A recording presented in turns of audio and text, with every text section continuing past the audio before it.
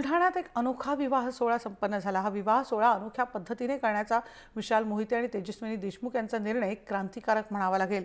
एरवी लग्न म्हटलं की बँड बाजा, सनई, फटाके, शामियाना, वराडची गर्दी, अफाट खर्च असल्याशिवाय लग्न मानलं जात नाही।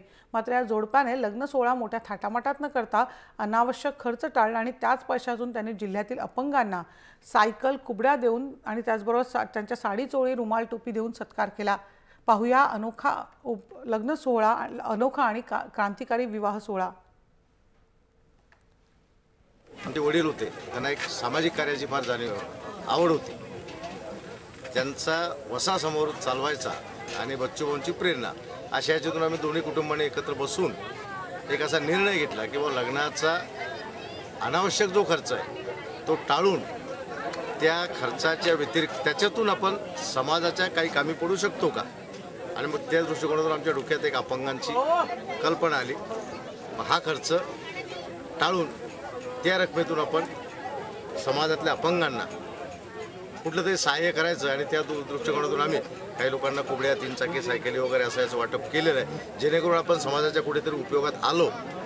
ही एक सद्भावना आमच्या मनात जागृत झालेली, हीच सद्भावना इतर समाजाने आमच्यापासून अंगीकृत करावी आणि अशा पद्धतीचे विवाह त्यांनी करावेत, असं एक समाजाला आमच्या दोन्ही परवान्याच्या तर्फे मी आवाहन करतो।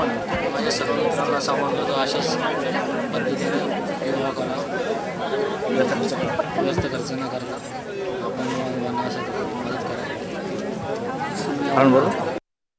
सध्या दुष्काळ परिस्थिती आहे आणि दोन्ही कुटुंबांनी व्यर्थ खर्च न करण्याचा निर्णय घेतला आणि अपंग लोकांना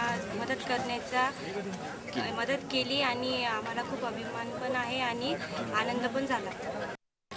खरं तर हा तुकारामाचा गाडगेबाबा जन गरिबात देव पाहावा त्यांचा हा महाराष्ट्र आहे। जे बाबासाहेब आंबेडकर असणार, छत्रपती शिवराय, पण प्रत्यक्ष पूर्वग्रामी असणाऱ्या महाराष्ट्रात परिवर्तनाची चळवळ मात्र पाहिजे त्या ताकदीनं समोर येत नाही। या विवाहाच्या माध्यमातून एक नवीन परिवर्तन, जे ही समाजाला दिशा देणारं आणि सहकार्य करणारं, ज्यांच्या पायाला चलताच येत नव्हतं, कधी आयुष्यात सायकल हे स्वप्नही पाहिलं नव्हतं, त्याला सायकल देण्याचा आणि त्याच्यातून विवाह करण्याचा, रक्तदान करून विवाह करण्याचा हा नवीन आम्ही पाहतो का अतिशय वेगळा पण तितकाच सूचक आणि मार्गदर्शन करणारा विवाह आम्ही इथं अनुभवत आहे। खरं तर प्रत्येक युवकाने घोड्यावर बसल्यापेक्षा जर आपण दोघांना सायकलीत देऊन, जर अपंगांना सायकली देऊनच आम्ही लग्न सोहळा चांगला केला तर मला वाटतं एक नवीन परिवर्तन खऱ्या अर्थानं तुकोबाचा महाराष्ट्र शोभल्याशिवाय राहणार नाही, आणि त्याच्याच खऱ्या अर्थानं युवकांकडून आम्हाला अपेक्षा आहे।